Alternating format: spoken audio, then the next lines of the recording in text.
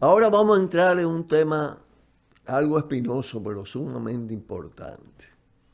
Nos vamos a apoyar en microscopio, especialmente en un tomo que yo les recomiendo leer incluso de primera intención, las multinacionales.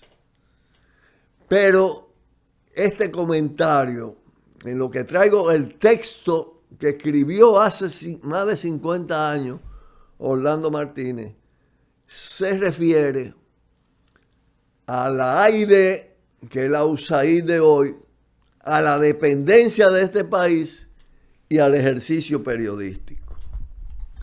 Voy a leer textualmente lo que dijo Orlando en este artículo, titulado Chantaje de los pichones de la dependencia. Dice, mientras yo y otros jóvenes nos dedicábamos a denunciar las actividades del Central Romana, ¿qué hacía ese periodista? Se está refiriendo a un periodista de esa época. Mientras muchos jóvenes de este país arriesgábamos nuestra vida denunciando la explotación del Central Romana, actividad que le costó la vida al hermano de nuestro colega y amigo Oscar Gil Díaz, se está refiriendo a Guido Gil, que fue secuestrado y asesinado con la participación del Central Romana, de sus ejecutivos, de la policía, del régimen de Balaguer y de Balaguer mismo. ¿Cuál paso daba ese periodista? Ese campeón, amigos lectores, era nada más y nada menos que uno de los principales promotores y animadores del tristemente célebre Instituto de Promoción Social, IPS. ¿Qué era el IPS? Pregunta Orlando. El Instituto de Promoción Social era una especie de oficina del desarrollo de la comunidad paralela, privada. Fue una de esas instituciones que el gobierno norteamericano creó después de la invasión de 1965, con el objetivo de apuntalar mediante obras de caridad, entre comillas, que en todos los lugares han servido también de vía de penetración, el carácter dependiente de la sociedad dominicana. Mientras los luchadores constitucionalistas eran asesinados por la espalda, el IPS, con la ayuda norteamericana y la anuencia del gobierno del doctor Balaguer, servía como una de las puntas de lanza que debía mantener el statu quo.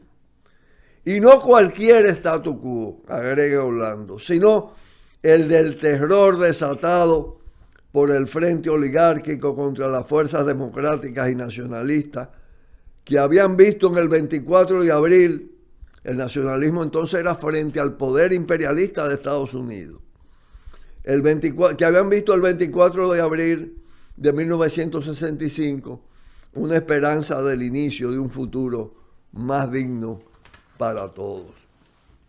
Mientras otros denunciábamos la totalidad del sistema opresivo que teníamos, del cual formaba y forma parte también el Central Romana, ese campeón que entra y sale de Estados Unidos como Pedro por su casa, trataba de apuntalarlo. ¿Y de dónde creen ustedes que salían los fondos para mantener el IPS? Como pasa ahora con fundaciones, ONG, con la propia participación ciudadana, de fuentes secretas. Claro, ellos hacen los reajustes según las circunstancias. De fuentes secretas desconocidas, ignoradas por promotores dominicanos que prácticamente encabeza ese periodista. Se pregunta Orlando, dice, no, el dinero que permitía su existencia venía públicamente de la Agencia Internacional del Desarrollo, AID, el USAID de hoy, que además financiada por la CIA, por el Departamento de Estado. La AID, como se sabe, que además esa fue la que protegió a Adán Mitrione, el que dirigió todas las operaciones de asesinato. La AID, como se sabe, es un organismo de financiamiento del gobierno norteamericano. Ahí concluye lo que yo le quería leer, pero quiero completarlo con un epílogo al artículo 3 vampiros en acción que hice referencia. Pero voy a hacer una adaptación, porque ese epílogo decía, mientras todo eso sucede, el doctor Balaguer facilita y auspicia la labor de esos vampiros. Aquí hay que decir ahora, y Orlando estaría totalmente de acuerdo con eso, mientras todo eso sucede, el gobernador de Colonia, Luis Abinader, facilita y auspicia la labor de esos vampiros. Y se da el caso de ciertos abogados, presidentes de ciertas comisiones palaciegas que están dispuestos a comulgar a quien se atreva a hablar con sus queridas, a que se atreva a hablar contra sus queridas compañías extranjeras. Entonces, dice, mientras todo eso sucede, la oposición está en lo mismo. Y termina diciendo, pero el colmo es que nunca falta uno que otro pichón de esa dependencia que se molesta y grita y enfurece cada vez que un periodista o un político nacionalista, me refiero al nacionalismo antiimperialista, recuerda esa cifra, las cifras sobre las empresas transnacionales y las mineras, y esta sangre que brota a borbotones de la garganta de la patria. ¿Cuánta actualidad? ¿Cuánta pertinencia a ese pensamiento?